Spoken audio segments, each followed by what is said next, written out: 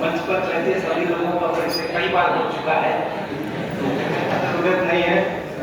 सभी को बहुत बहुत प्रणाम। जो हमारे महान विभूतियाँ हैं, जो हमारे सामने 400 विद्यार्थी बैठे हुए हैं। मैं 400 इसलिए कह रहा हूँ कि मैंने इसी जगह से खड़े होकर के इसी लेक्चर थिएटर में, जिसका नाम ISC लेक्चर थिएटर, अब क्या है पता नहीं, उस समय यहाँ पर इंटरमीडिएट साइंस यहीं पर पढ़ाई जाती थी, सबसे ज्यादा बच्चे होते थे, इसलिए सबसे बड़े उसमें होता था। और इसमें 400 सीटें हैं, मुझे पता है। और इन 400 के अलावा जो लगभग 100 विद्यार्थी यहाँ इधर खड़े हुए हैं, इधर से तरफ इस तरफ 50 60 70 विद्यार्थी, उनको भी बहुत बहुत नमन है। आप इतनी देर से खड़े हैं और आगे भी बहुत देर तक खड़े रहने वाले हैं।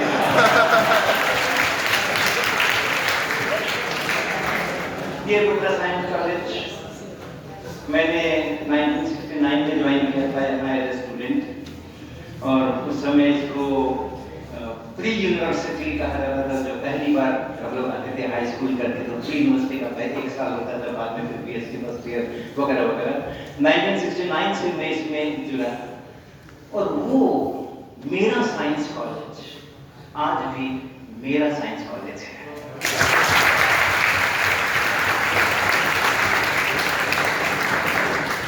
जो जुड़ाव एक स्टूडेंट के रूप में मैंने यहाँ पाया, मेरे पूरी जो यात्रा है, विज्ञान की यात्रा है और अपने करियर की यात्रा है, उसमें इसका बहुत जबरदस्त योगदान है।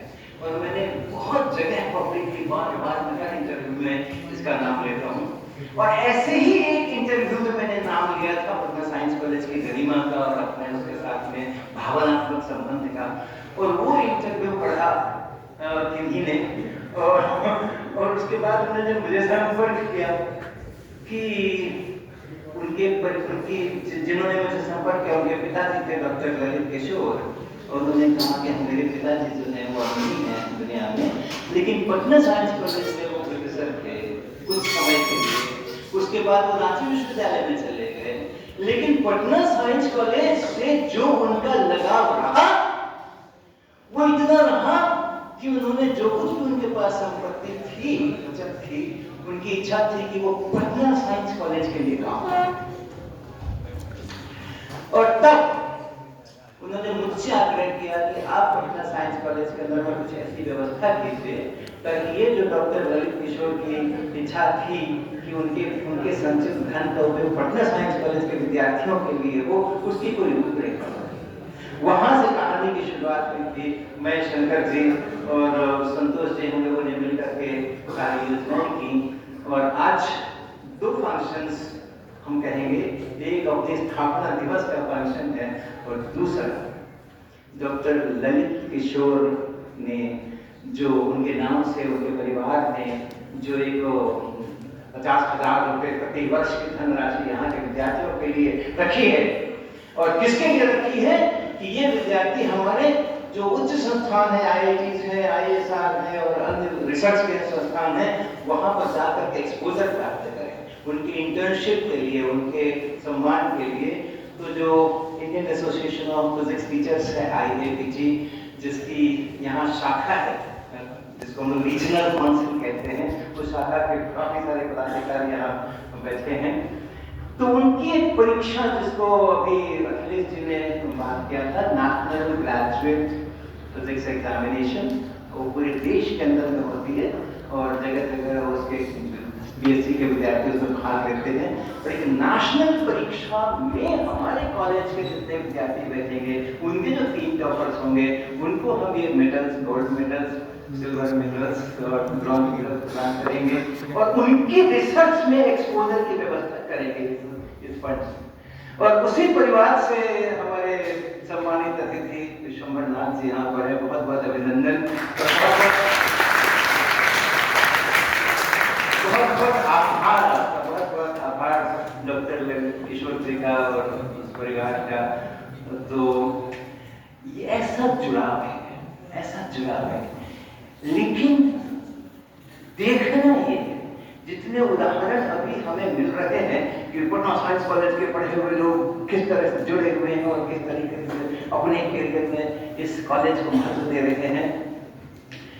ये अभी जितने हमें मिल रहे हैं साधारणतः वो एक 15-20 साल के पहले वाले लोग हैं, यानी अभी 2025 चल रहा है, तो जिन लोगों ने 2000 या उसके पहले के समय में 90s में यहाँ रहे हैं, साधारणतः शायद 80s में रहे हैं, 90s में रहे, वो इतनी गुणगाना कर रहे हैं, इतनी व्याख्याएं कर रहे हैं। हमारी ये बड़ी प्रबल इच्छा होगी कि जो 2000 के बाद के दशकों के हमारे विद्यार्थी हैं, उनका भी ऐसा ही परचम लहरे। मैं जब IIT कानपुर में मैंने MSc के एडमिशन के लिए अप्लाई किया और उसके बाद मेरा एडमिशन हो गया। सर आप लैंग्वेज की बात कर रहे थे, मेरे को वही से समस्या हो गई। हमने यहाँ पर जो ISC किया था वो तो किया था हिंदी मीडियम के साथ में, जैसे वो 12 कह रहे थे, और उसके बाद IIT कानपुर में सिलेक्शन हो गया और पटना साइंस कॉलेज की पढ़ाई के ही बदौलत सिलेक्शन हुआ, बहुत आराम से सिलेक्शन हुआ। और वहां पे सारी चीजें अंग्रेजी अंग्रेजी अंग्रेजी अंग्रेजी अंग्रेजी अंग्रेजी, तो वो बैरियर था, वो हमने भी झेला है, लेकिन उसका कोई फर्क नहीं पड़ता, बिल्कुल फर्क नहीं पड़ता। पटना साइंस कॉलेज का पढ़ा हुआ बच्चा, उसको कोई भी बैरियर रोक नहीं सकता है।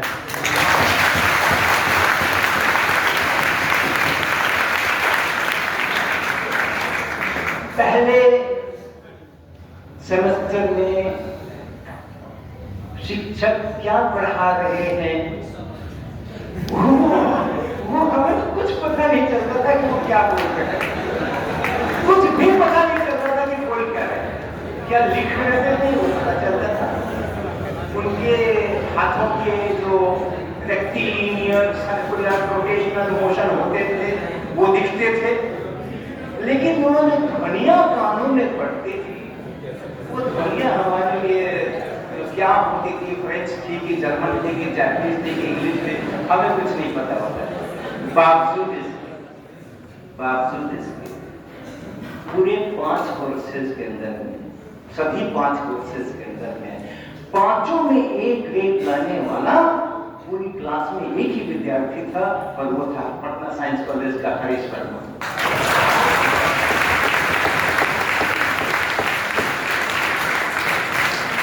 ऐसा गरिमामय इतिहास रहा है यहाँ, ऐसा गरिमामय इतिहास रहा है यहाँ का। पटना साइंस कॉलेज का पढ़ा हुआ बच्चा कभी भी कहीं भी किसी के भी सामने, किसी भी चुनौती के सामने झुक नहीं सकता है, ऐसा गौरवमय इतिहास रहा है।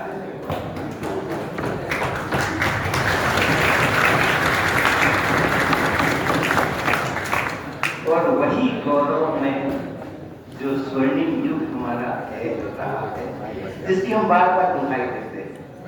अपने बातों को सुना होगा ना कि हमारे ऋषि कुमार ने एटम की थ्योरी का तो किया, और हमारे भास्कराचार्य ने ग्रेविटेशन की थ्योरी का किया। हम अपने अतीत का गुणगान करने में बहुत गर्व का अनुभव करते हैं, लेकिन हमको अपने को ये जो अभी वर्तमान है वो भी तो अतीत बनेगा ना कभी, तो वो भी गुणगान वैसा होना चाहिए, वो भी गुणगान होना चाहिए वैसा। और अपने जो अपर शिक्षा निदेशक जी ने यहाँ पर वादा किया है, उसका हमें अन्य कॉलेजेस के भी कई सारे लोग यहाँ पर हैं, मनोरंजन जी IIT से हैं, वो सब लोग हैं, तो मैं सोच रहा था कि उनको लग रहा होगा कि अब पटना साइंस कॉलेज से मुकाबला करना मुश्किल है क्योंकि पूरी बिहार सरकार पीछे लग गई। लेकिन अंत में जाते जाते उन्होंने वो एक जोक दिया, जो अदर यूनिवर्सिटीज हैं उनको भी उनका समर्थन है। बहुत सारी चीजें आपको कहने के लिए, क्योंकि ये फॉर्मल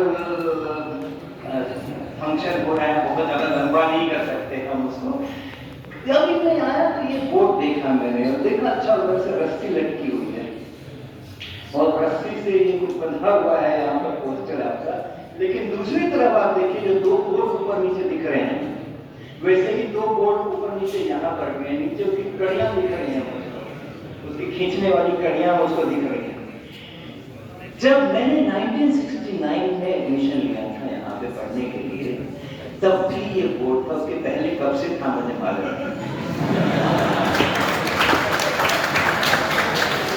मुझे दो बोर्ड जो ऊपर नीचे है सब आप तो यही के विद्यार्थी हैं, आपको क्या बताऊं, लेकिन नाथ साहब आपको बताता हूं मैं।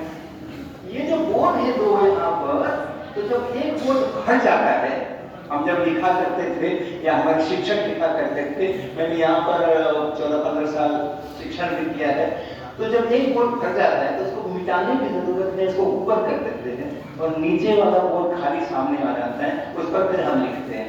दो भर जाते हैं तब फिर हम ऊपर वाले को नीचे ला करके मिटाते हैं। IIT कानपुर में नए लेक्चर हॉल का निर्माण हुआ 8-10 साल पहले, 7-8 साल पहले, और ऐसा ही वाला बोर्ड वहां पे लगाया गया, ऊपर नीचे करने वाला, और बड़े गर्व से सब देखो हमने कितना बढ़िया बोर्ड बनाया है, ये IIT कानपुर का बोर्ड है।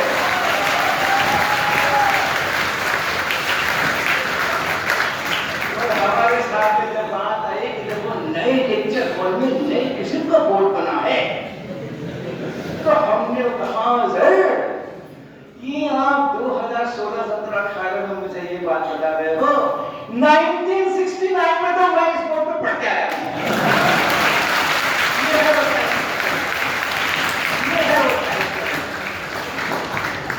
तो अपनी साइंस कॉलेज का जो बहुत ही गरिमामय इतिहास रहा है, ये बड़ा अच्छा अवसर है कि हमारे 100 वर्ष पूरे हो रहे हैं, और इस 100 वर्ष पूरे होने के संदर्भ में अभी 2 साल करीबन एक साल बाकी हैं, तो इस समय में हम फिर से अगर कहीं कोई कमी आई है तो हम फिर से उसका ख्याल करें, और अगर बिहार सरकार इसमें पूर्ण समर्थन के साथ हमारे साथ खड़ी है तो इसका वाकई में पूरा लाभ उठाने का है। एक तो है कि इंफ्रास्ट्रक्चर जो उधर ये गिरा पड़ा है, उधर वो गंदा पड़ा है, सर पे अभी आ रहे थे तो देख कर ये क्या बिल्डिंग है, ये काली से क्या है, यहाँ क्या होता है, यहाँ तो गंदा सा लग रहा है, वो अपनी जगह है। लेकिन हमारी गरिमा में जो इतिहास रहा, जो स्वर्णिम युग रहा, उसके पीछे 2 प्रमुख कारण, हमारे टीचर्स, हमारे फैकल्टी, उनका डेडिकेशन, उनका कॉम्पिटेंस और कमिटमेंट ऐसा अद्भुत रहा। और मैं और हमारे बैच के और हमारे आसपास के बैच के लोग बहुत सौभाग्यशाली रहे हैं कि ऐसी गैलेक्सी फैकल्टी मेंबर्स की, उनसे हमें पढ़ने के लिए मिला, उनसे हमें सीखने के लिए मिला, और इस कारण से हमें इतना आत्मविश्वास आया और इतना हमें क्षमता आई कि हम किसी भी चुनौती का सामना करने के लिए आज तैयार हैं। कुछ भी हो जाए हम पीछे नहीं हटेंगे, हम अपने रास्ते को निकाल करके लेकर के आएंगे। एक हमारे शिक्षकों की जो कॉम्पिटेंस और कम्युनिटी उस समय में था, वो बहुत आवश्यक है। उस समय रिसर्च का बोलबाला ज्यादा नहीं था, जोर नहीं था। लोग रिसर्च में कितने पेपर लिखे और कितने PhD कराए, इसके लिए पटना साइंस कॉलेज जाना नहीं जाता था। हालांकि रिसर्च होते थे, लेकिन इसके लिए पटना साइंस कॉलेज जाना नहीं जाता था। सारा का सारा दिमाग विद्यार्थियों पर ही रहता था, शिक्षक का सारा दायित्व शिक्षा देने का दायित्व था, रिसर्च वगैरह बहुत कम। अभी के समय में जो हमारा कैरियर है फैकल्टी मेंबर्स का, उसमें रिसर्च का बड़ा महत्व बढ़ गया है। तो अगर हमें वो फैकल्टी मेंबर्स उसी प्रकार से कमिटेड, कॉम्पिटेंस, खुश रखने हैं, तो हमें इस बात का ध्यान रखना पड़ेगा कि उनके लिए रिसर्च फैसिलिटीज हम उपलब्ध करें यहाँ पे, और या फिर जहाँ रिसर्च फैसिलिटीज है उनके साथ में साइंस कॉलेज का एक मेमोरेंडम ऑफ अंडरस्टैंडिंग बने, जिससे आधिकारिक रूप से हमारे यहाँ के फैकल्टी मेंबर्स को दूसरे इंस्टीट्यूशंस के अंदर में जाकर के रिसर्च करने के लिए हर बार टाइम लेना, हर बार कब उनके यहाँ खाली है और कब नहीं है, एक MOU के तहत अगर एक व्यवस्था बनती है कि वो बॉटनी का हो, वो जूलॉजी का हो, जियोलॉजी का हो, अर्थ साइंस का हो, फिजिकल केमिस्ट्री का हो, संस्थानों के साथ में रिसर्च करने की व्यवस्था, जिससे कि हमारे फैकल्टी मेंबर को ये टेंशन नहीं रहे कि 5 साल बाद मेरा भविष्य कितना आगे बढ़ रहा है, नहीं बढ़ रहा है। जितनी चीजें हम यहाँ विकसित करते हैं, कर सकते हैं, उस समय भी हमारी जो लैब थी, आईएससी लैब और पीएससी लैब, इसके अंदर मैंने बहुत सारे प्रैक्टिकल किए और बाद में करवाए, वो भी दुनिया की अनोखी ही थी। तो जितनी चीजें हम यहाँ विकसित कर सकते हैं स्टूडेंट्स के लिए और टीचर्स के लिए यहाँ करें, अन्यथा जो बहुत सारे अदर संस्थान हैं उनके साथ हम अंडरस्टैंडिंग बना के एक ऑफिशियल चैनल, यहाँ इतना टाइम है, जब भी पटना साइंस कॉलेज के शिक्षक चाहेंगे तो अपने टाइम टेबल के अनुसार, तो इतना टाइम है। और इसी को एक तरीके से Indian association of physics teachers के तहत जो ये एनजीपी की परीक्षा है, हम उसी भावना को लेकर के आए। जैसे मैंने कहा कि डॉक्टर ललित किशोर जी की परिवार ने जो हमें पेशकश की कि पटना साइंस कॉलेज के लिए कुछ करना है और हम फंड देने को तैयार हैं, तो हमारे स्टूडेंट्स का भी रिसर्च एक्सपोजर अभी से रिसर्च एक्सपोजर। इसलिए जो अभी हमारे 3 यहाँ टॉपर्स हैं जिनको अभी हम लोग, अच्छा तीनों को एक ही बराबर मार्क्स आए हैं, है ना? तीनों को एक ही करना है। अच्छा नाम मैंने तो जल्दी खत्म करने के लिए पर्ची पढ़ाई जाती है ना, जब लोग रुकते नहीं है बोलने के लिए तो पीछे से आयोजन लोग पर्ची बढ़ाते हैं। जी, तो ये तो आप क्या करेंगे तो आप नाम बताइएगा। तो जो 3 हमारे इस परीक्षा के टॉपर्स हैं उनको एक ही बराबर नंबर मिले, ओके?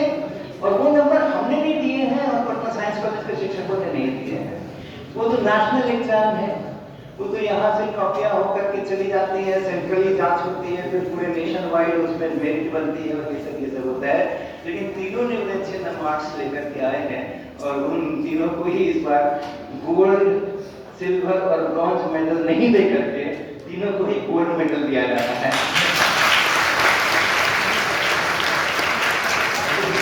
वो कार्यक्रम भी आने वाला है और बहुत सारी कहानियां हैं, आपसे बहुत कुछ कहने का मन है, मैं ज्यादा नहीं समय दूंगा।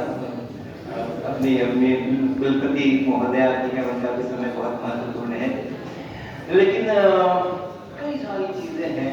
जिस समय हम लोग यहाँ पर विद्यार्थी थे उस समय में एक बड़ा राजनीतिक आंदोलन भी हुआ था जिसको संपूर्ण क्रांति आंदोलन कहते हैं।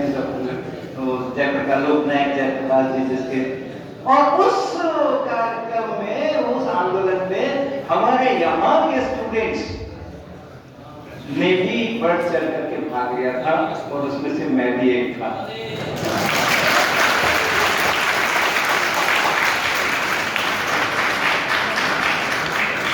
तो ऐसा नहीं है कि आप खूब सारी पढ़ाई करो, खूब सारी पढ़ाई करो, खूब सारी पढ़ाई करो।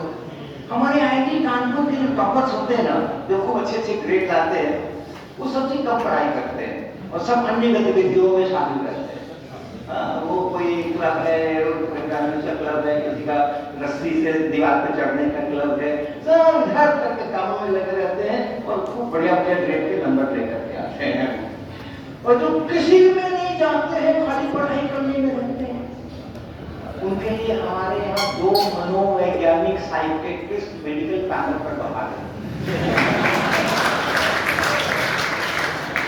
तो आप खूब अच्छी पढ़ाई करो और उसके साथ में खूब सारे दूसरे काम, सोसाइटी के अंदर में जाओ, छोटे बच्चों के अंदर में जाओ, आपके घर पर जो लोग हैं, वंचित लोग हैं आर्थिक रूप से या शिक्षा के क्षेत्र के अंदर में, आप उनके पास जाओ, गलियों में जाओ, कुछ नहीं, घूमो, कुछ मत करो, सोशल वर्क मत करो, घूमो, यहाँ वहाँ इस घाट पे उस घाट पे उस घाट पे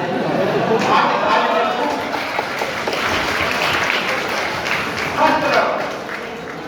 लेकिन याद रखना, आप साइंस कॉलेज के विद्यार्थी हो, साइंस कॉलेज की गरिमा का झंडा जो है वो हमेशा बुलंद रहना चाहिए और साइंस कॉलेज का झंडा देखकर दूसरे कॉलेज वालों को उससे भी ऊंचा झंडा बनाने की प्रेरणा मिलनी चाहिए।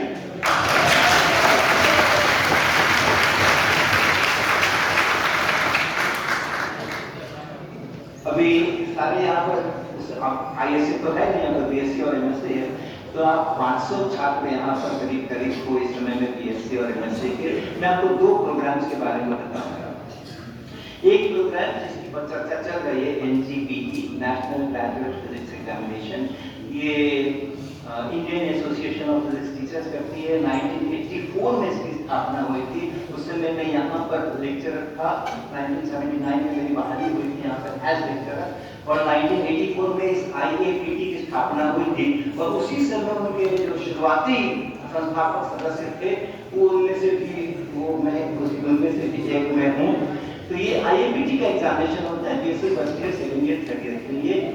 आप जितने BSc के छात्र हो, ऑल 6 सेमेस्टर्स, और अगर आपने फिजिक्स नहीं भी ले रखी है, chemistry, biology, chemistry, botany, zoology के BA के विद्यार्थी हैं, उनको भी इसमें बैठने की स्वतंत्रता है, फिजिक्स होने की कोई जरूरत नहीं है। BSc में होना चाहिए, BSc किसी भी सब्जेक्ट के अंदर BSc होना चाहिए। आप जरूर बैठें। और इसका वक्त आ गया है, जनवरी में इसकी परीक्षा होती है, सेकेंड या थर्ड संडे। तो इस समय उसके लिए एनरोलमेंट हो रहे हैं। आपको उसके लिए BSc की छात्र जरूर एनरोल करना और इस सेंटर पर परीक्षा करना। शंकर जी ने इस साल की परीक्षा कराई है, अगले साल भी यहाँ की बहुत बढ़िया परीक्षा होनी चाहिए। इस बार हमारे 69 विद्यार्थियों ने फाइनली परीक्षा की, हालांकि फीस जमा की थी हमने 118 विद्यार्थियों ने। तो इस बार हम जरूर इतने सारे लोग हैं, तो BSc वाले भी कम से कम 200 तो होंगे, 200, 250, 300 होंगे। आप पूरे के पूरे उस परीक्षा में जाओ। गोल्ड मेडल के लिए जरूरी नहीं है, गोल्ड मेडल, ब्रॉन्ज, 181 परीक्षा आप तो 69 बताया। अच्छा, तो इसलिए नहीं कि वो करने से आपको स्कॉलरशिप मिलेगी, आपको इंटर्नशिप मिलेगी, आप IIT में जाके काम करोगे, ISERS में जाके काम करोगे, दूसरे उसके लिए भी नहीं। वो तो ठीक है, मिल गया तो बहुत अच्छी बात है, लेकिन एक नेशनल लेवल के ऊपर एक अच्छा प्रश्न पत्र आपके सामने आएगा और उस प्रश्न पत्र के आपको मिलेंगे, उस पर आप काम करेंगे, उसके लिए आप तैयारी भी करेंगे, तो उससे जो ज्ञान बढ़ेगा, उससे जो आपको सब्जेक्ट का नॉलेज बढ़ेगा, वो रियल गेन है, वो रियल गेन है। हमने कानपुर विश्वविद्यालय, जिसको CS जैन यूनिवर्सिटी कहते हैं, वहां पर पिछले साल जब यहाँ परीक्षा हो रही थी, उस समय में वहां पर हमने 1 सप्ताह का कोर्स दिया था वहां के BSc के विद्यार्थियों को, और उन विद्यार्थियों को उस 1 सप्ताह के कोर्स में मैंने NGPE के जो पुराने साल के क्वेश्चन थे वो हल कराए थे, और वो हल कराने के सिलसिले में बहुत सारे क्वेश्चन पढ़ाए। एक सोल्यूशन तो आप ChatGPT से तुरंत मिल सकता है, लेकिन उसके पीछे जो साइंस हो रही है, इक्वेशंस हो रहे हैं, फॉर्मूले हो रहे हैं, यूज हो रहे हैं, उनकी पढ़ाई के लिए वो एक प्लेटफॉर्म बन जाता है। एक वो सवाल जो है उस चीज की पढ़ाई के लिए प्लेटफॉर्म बन जाता है।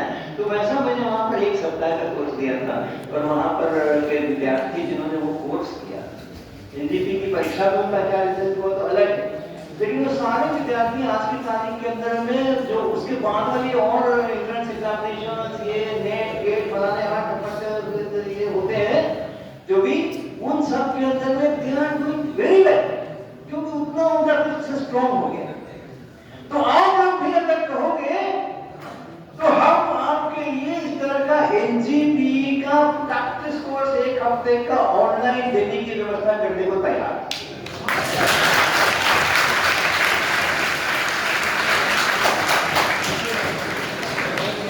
और जो MSc के विद्यार्थी हैं और BSc के विद्यार्थी हैं, उसके लिए एक दूसरा कार्यक्रम भी है, जिसको हम लोग कहते हैं NAEST, national Anveshika network of India. ये जो national Anveshika network of India है, जिसको कि हम नानी बोलते हैं, और नानी की हम सेवा करते हैं, और नानी हमें सफलता की अच्छी अच्छी कहानियां सुनाती हैं, तो वो भी एक IIPT का ही प्रोजेक्ट है। और हमारी जो, जहाँ मैं रहता हूँ कानपुर में, IIT के पीछे में एक छोटी सी हमारी संस्था है, जिसको हम शिक्षा सोपान कहते हैं, और वो जो परिसर है वो शिक्षा सोपान का हेडक्वार्टर्स भी है, मेरा निवास स्थान भी है, उसको सोपान आश्रम कहते हैं। तो ये शिक्षा सोपान इस नानी के साथ मिलकर के NAEST की परीक्षा कराती है, जो BSc के विद्यार्थी और MSc के विद्यार्थी उनके अंदर भाग ले सकते हैं। तो वो भी NAEST जो है उसकी भी जानकारी आपको मिल जाएगी। यहाँ पर बहुत सारे लोग हैं जो IIPG के पदाधिकारी और रीजनल काउंसिल के लोग हैं, वो इसको सुनिश्चित कर सकते हैं कि अगला नेक्स्ट ये अप्रैल महीने में इसका रजिस्ट्रेशन खुलेगा, 2 महीने इसका ऑनलाइन रजिस्ट्रेशन होगा, फिर परीक्षा होगी। बड़ी रोचक परीक्षा होती है, बड़ी इनोवेटिव डिजाइन है उस परीक्षा का। उसमें जो प्रश्न पत्र होते हैं उसमें वीडियोस दिखाए जाते हैं, 2 सेकंड का वीडियो, 5 सेकंड का वीडियो, 10 सेकंड का वीडियो, 15 सेकंड का वीडियो, उसके ऊपर MCQ होते हैं। फिर आपको कुछ पर घर पे अपने हॉस्टल में अपने घर पे वो कुछ एक्सपेरिमेंट डिजाइन करने के लिए कहा जाता है।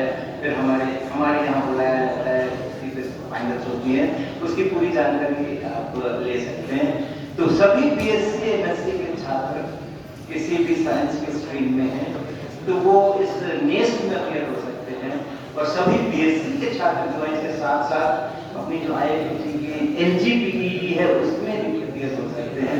और मुझे बहुत खुशी होगी आपके साथ और बहुत सारी बातें करने के लिए। अगर जब तक मैं इस परिसर में हूँ, 4 घंटे खत्म होने के बाद भी आप और भी बात करना चाहेंगे तो मैं आपके साथ और भी बात करूंगा, और बहुत कुछ जो कुछ आपके मन में होगा सुनने का, अभी तो मेरे जो मन में आया वो मैंने आपको बताया। आपके